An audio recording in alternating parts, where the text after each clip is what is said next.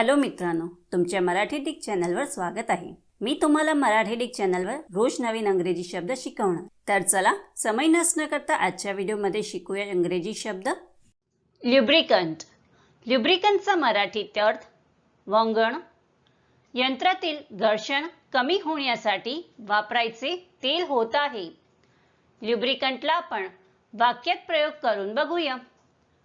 पहिला वाक्य आहे Most mechanical devices require oil as a lubricant.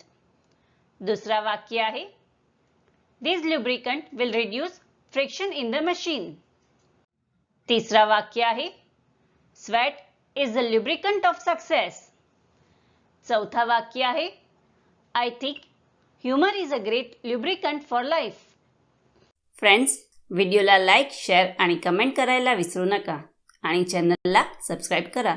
Thank you.